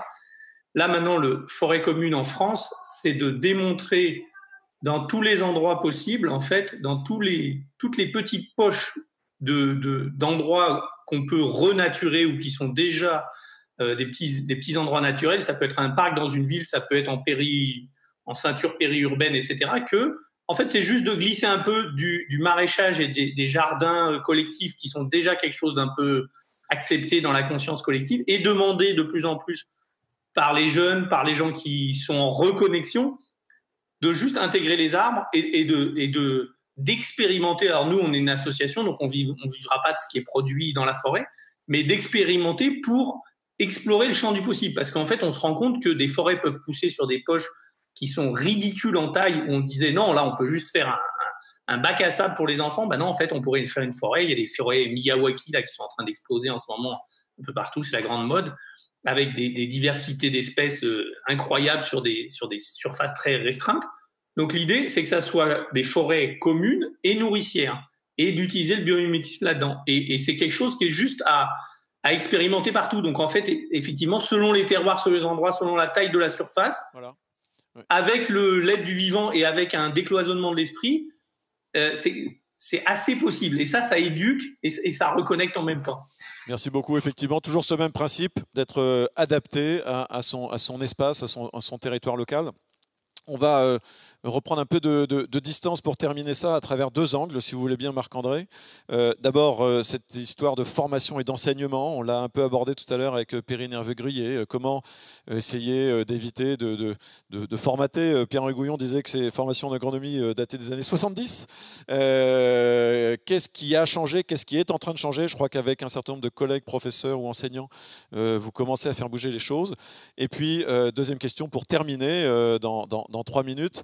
Nous redire que le sol participe aussi aux grands équilibres, y compris climatiques, qui est quelque chose qu'on peut de temps en temps avoir tendance à oublier. Alors d'abord sur ce point de formation. Bon, c'est vrai qu'il faut créer la génération suivante qui aura des gestes de consommation, même s'ils sont un peu plus chers à court terme, comme on le disait tout à l'heure, qui appuieront la démarche des pionniers, d'une part, puis d'autre part, qui, par exemple, financeront une recherche qui enverra plus de chercheurs dans les champs de Félix. Bon. Et ça, c'est les citoyens. Ce n'est pas une question technique qu'on traite. C'est une question qui est au cœur de, finalement, qui sommes-nous ? Comment voulons-nous vivre dans notre environnement? Donc, on a essayé, quand on a fait les nouveaux programmes du lycée, de remettre du sol et de la production alimentaire dans les programmes de sciences de vie de la Terre. Et on encourage même les profs à aller en seconde dans les exploitations pour faire une sortie, pour voir en frais d'où ça vient la nourriture. Bon, le problème, c'est que l'enseignement des sciences de la vie de la Terre, maintenant, c'est même plus obligatoire en première, en terminale. C'est 1h30, donc moins que l'histoire géo, pratiquement autant que la musique en collège. C'est rien, et c'est pas à la hauteur des enjeux. Donc là, on a fait notre mieux pour les programmes, mais ce sont des programmes réduits à portions congrues, malheureusement. Donc il y a mieux à faire, hein. N'est-ce pas? Au ministère de l'Éducation nationale, on peut peut-être se remuer le cul pour être à la hauteur des gesticulations que l'on mène. Alors, maintenant, cette nouvelle génération, il faut qu'elle se saisisse du sol, et là j'en viens au deuxième point, qu'elle se saisisse du sol comme non seulement quelque chose sur quoi on ne peut pas faire n'importe quoi, trop de labour, on l'a dit, ça érode, on a dit aussi qu'il y avait une érosion de biodiversité, mais ce n'est pas qu'une source d'interdit, c'est aussi un levier. Le sol, c'est le climat. Le sol, quand on laboure et qu'on aide les microbes du sol à respirer, ça produit du CO2. Quand on fait trop d'irrigation, et notamment de la riziculture inondée, ça produit du méthane et des oxydes d'azote. La carte de France de la production d'oxyde d'azote, c'est la carte de l'irrigation. Donc, il y a quelque part une capacité à nuire au climat tel qu'on voudrait qu'il soit, mais essentiellement quand même, c'est aussi un outil. Parce que si vous remettez de la matière organique dans les sols et que vous les labourez moins, ce qui limitera la respiration microbienne, c'est le fameux programme du 4 pour 1000, vous pouvez diminuer l'impact des émissions anthropiques. 4 pour 1000, en gros, ça vient dire que si on augmente de 4 pour 1000 tous les ans la teneur en matière organique du sol, de tous les sols, alors c'est complètement utopique, mais ça fixe les idées, on boit tout ce que l'humanité a produit de CO2. Ça compense la production de CO2 par l'homme. Donc le sol est un outil, et former les générations suivantes à ces objets biologiques, écologiques, comme le sol, c'est non seulement leur dire il y a des choses que tu ne peux pas faire, parce que sinon tu vas abîmer le capital, mais c'est aussi leur dire, regarde, tu as des ailes, alors utilise-les. Et je vais terminer sur le biomimétisme, parce que le biomimétisme aussi est une chose extrêmement complexe quand on regarde bien. Et là aussi, il faut être formé pour l'utiliser. C'est très bien de remuer le sol, ça permet de remonter les sels minéraux de la profondeur, d'aérer un petit peu, de casser la structure et que l'eau rentre. Bon, c'est ce que font les vers de terre. Bon, mais trop, ça ne va pas. Le labour, par contre, ça remue de trop. Donc, quelque part, on pourrait voir le labour comme un biomimétisme qui était mal pensé à cause de la question de l'intensité. Rien n'est bon, rien n'est mauvais, ni même les herbicides, ni même les pesticides. La question, c'est la dose. Et là, très vite, on arrive à dire, bon, bah ça, on l'utilise rarement. Ça, ici, on peut l'utiliser régulièrement. Et donc, le biomimétisme ne sera pleinement utilisable que quand on aura compris aussi l'effet de dose qui nécessite une bonne connaissance des processus derrière. Écoutez, on a eu une magnifique conclusion par Marc-André Solos. Le sol comme un levier, comme finalement une solution, évidemment, et pas que comme une contrainte à nos enjeux d'aujourd'hui, et rétablir la place du sol dans les outils de lutte contre la chute de biodiversité et de lutte contre le réchauffement climatique. C'est une belle perspective. Merci beaucoup aux magnifiques intervenants de cet échange qu'on aurait pu prolonger longuement. Merci beaucoup Pierre-Henri Gouillon, merci beaucoup Daniel Rodari, Félix Noblia, Perrine Hervé-Gruyer et Henri Landès qui peut-être est reparti donner un cours je ne sais où. Merci beaucoup et à bientôt. On reprend l'antenne. Pardon ? Merci. Je crois que c'était un merci. Merci beaucoup. On reprend l'antenne à 16h30 pour parler avec la région Nouvelle-Aquitaine, la région Sud, la région Île-de-France et avec Gilles Lecuir, écologue à l'Agence régionale de biodiversité d'Île-de-France, de la façon dont les régions se mobilisent aussi autour de cette approche du biomimétisme et autour des approches sur la biodiversité. Donc on reprend l'antenne à 16h30. Merci beaucoup. À tout à l'heure.